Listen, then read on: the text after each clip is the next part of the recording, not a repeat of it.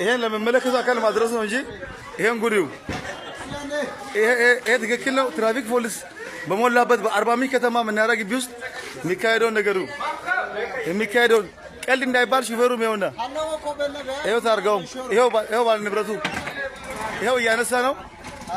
አንስቷል። ይኸው አንስቷል። ይኸው አንስቷል። ይኸው ወንበሩን ጉዲው ይኸው ወንበሩን ይሄን ጉዲው ይሄ ለመመለከተው አካል ህግ የለም እያለ ነው። ትራፊክ ፖሊስ በእኔ ባጅ ምን አገባኝ እያለ ነው።